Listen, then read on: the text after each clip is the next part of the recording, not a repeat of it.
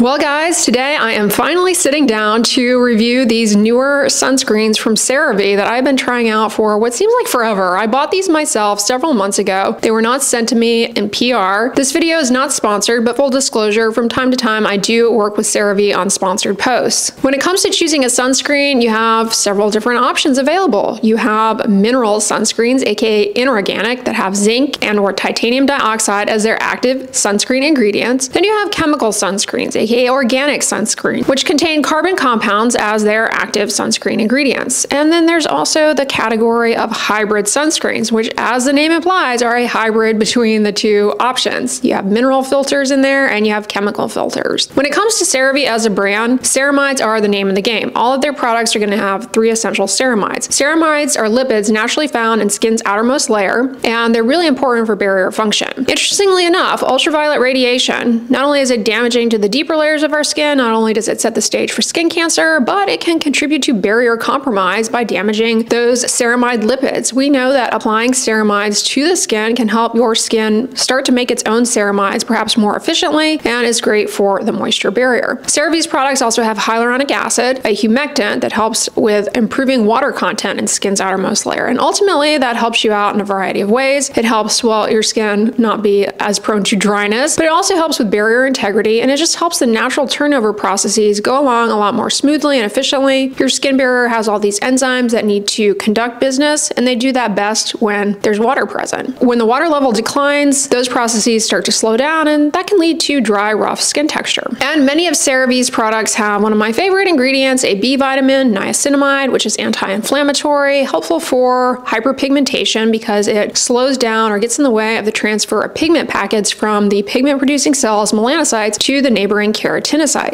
Niacinamide can also be soothing, helpful for redness. It's also good for your moisture barrier, and it's an antioxidant, so it may help defend against oxidative stress that would otherwise damage parts of your skin and contribute to barrier disruption, as well as perhaps the premature signs of skin aging. The first sunscreen I have been really impressed with. It's their newer AM Facial Moisturizing Lotion. Now, for years, I have recommended their AM Facial Moisturizing Lotion SPF 30. This is SPF 50. Like the SPF 30, this is a hybrid sunscreen, so it has zinc oxide and inorganic mineral active, and it also has octocrylene and octisalate and homosalate. Those are chemical, aka organic, active sunscreen ingredients. Zinc oxide can leave that white cast. One of the things I like the most about hybrid sunscreens, in comparison to a sunscreen that is strictly mineral, strictly inorganic, one of the reasons why I like hybrid sunscreens is that the white cast tends to be a little less significant, a little less noticeable. It's not zero, but it is not as noticeable as most purely inorganic, aka mineral sunscreens. But with a higher SPF, I was wondering, is this going to make it a little bit castier in comparison to the SPF 30? I'm pleased to announce, ladies and gentlemen, it does not. So yes, there is going to be a bit of a white cast with this. The product disperses on the skin surface really easily. It's smooth, it's hydrating, it's not greasy, and it's not clumpy. It's super lightweight, it's very moisturizing, it's very hydrating, not the least bit greasy. Now, all sunscreens, in my opinion, do leave some degree of shine to the skin surface. Okay, they're not going to be completely shine-free, but in the grand scheme of that shine, this is what I would classify as more of a demi-matte finish, but it's definitely not oily or greasy. If you've ever used their SPF 30, but you want to bump up the sun protective factor, try this. It's great. I have nothing negative to say about this whatsoever. Now, it's not water resistant, so if you're going to be doing outdoor-based activities, sport, you're going to be swimming, then I would recommend choosing a water-resistant sunscreen. But for an everyday facial moisturizer with a good sun protective factor, this is excellent. Easy to use around the eyes, gentle, sensitive skin friendly, oily skin friendly, dry skin friendly. It's great for any age group: child, teenager, middle-aged, older adult. I have to say, I've been using this very regularly over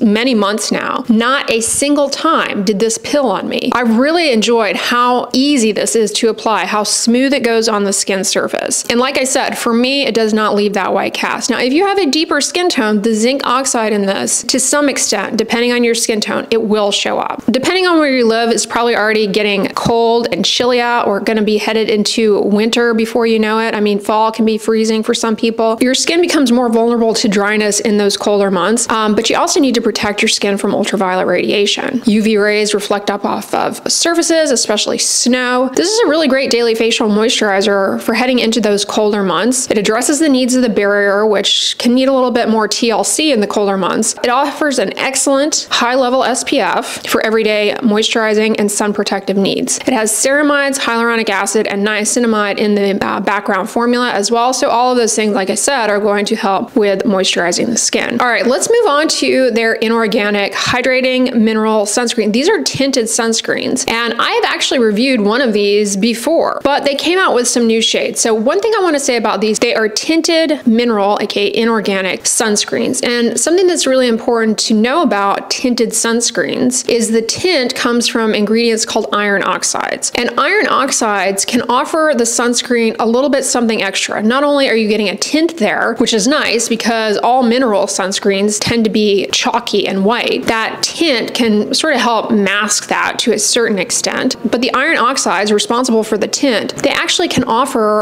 some protection against visible light that comes from the sun, specifically the blue wavelengths, which we know contribute to early onset and more stubborn hyperpigmentation and deeper skin tones. Wearing a tinted sunscreen not only protects from ultraviolet radiation that aggravates hyperpigmentation, but also from those pro-pigmenting wavelengths of visible light, the light that you see with your eyes that comes from the sun. So that's an advantage to using a tinted mineral sunscreen. Now let's talk about the tints themselves. So this particular product has actually been out for a while. I've reviewed it before. You're probably like, why are you talking about this again in a video, quote unquote, new sunscreens from CeraVe? Because they came out with 2 new shades of this product. So the sheer tint is the one I've reviewed before, just the regular sheer tint, but they also came out with a light sheer tint and a deep sheer tint. So if you'll recall from me using the original one off and on for years now, and in my original review, love the tint, but it can be a little on the orange side. Let's give a little bit of historical appreciation, because in the grand scheme of drugstore tinted mineral sunscreens, CeraVe was one of the first tinted sunscreens that you could get at the drugstore. Not the only one, not necessarily the first, but it was one of the earliest available tinted mineral sunscreens that you could buy at the drugstore. Because now we have a lot more options, right? We have a lot more options in the drugstore for tinted sunscreens. But the original shade was always a little orangey. I don't know if they tweaked the original shade a bit, because I feel like it's looking a little less orangey. Let me know what you guys think about that, but I do feel as though it does look a little less orangey. The newer light sheer tint shade does not have that orange appearance. It is, like the name implies, a light tint. Probably a good option if you have a paler skin type and you're one who is always like, I want a tinted sunscreen, but they're all too orangey, they're too deep. Maybe you've even tried the CeraVe one and you're like, that is way too orange for my skin type. It's way too deep. Try this newer light shade because it's actually pretty complimentary. When I first squeezed it out and looked at the product myself, I thought, I wonder if this is just gonna look like a white cast, because it is a pretty light tint, but there's no white cast on my skin with it. If you have a deeper skin tone though, the light sheer tint will likely show up chalky on your skin. The original sheer tint may still show up chalky and white on your skin,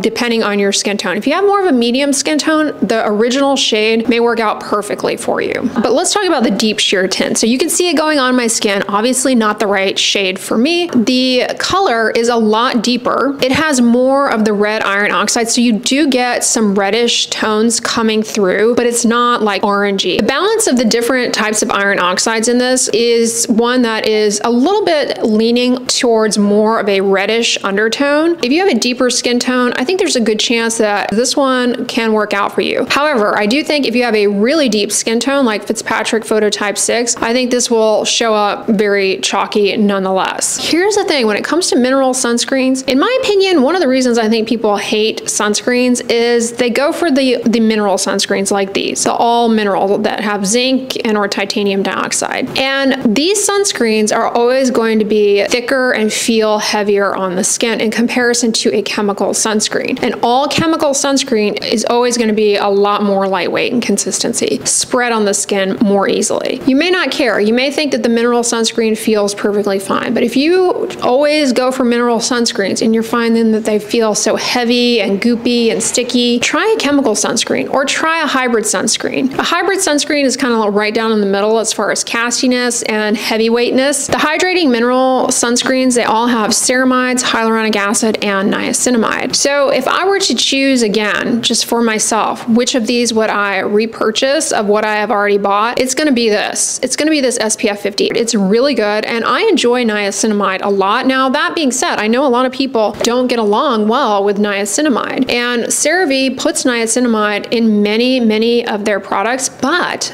let me draw your attention to an oldie but a goodie. Their ultralight moisturizing lotion. Now, this is an SPF 30 chemical sunscreen, so there's no white cast with this one whatsoever. It's super lightweight and hydrating. No niacinamide in this one, okay? So if you're looking for a daily facial moisturizer with sunscreen and you don't want to use niacinamide because it burns or stings, try the ultralight moisturizing lotion out. Try this one out because it's really a nice formula. I actually thought this was new. Why? Because it's been around for a while. I've even reviewed it on here. That's how long I've been on YouTube. I didn't even recognize this, but they changed the packaging. It used to be a long skinny tube. Now it's a shorter squattier tube, but it's still a great formula. It bills itself as having a matte finish. I don't know. When people are looking for matte, they want matte, almost like no shine whatsoever. It's kind of, I would say it's more demi-matte, but it's definitely not super shiny or super oily or greasy. Now, this is a chemical sunscreen, so while it doesn't have niacinamide, an ingredient that some people don't get along with, some people don't get along with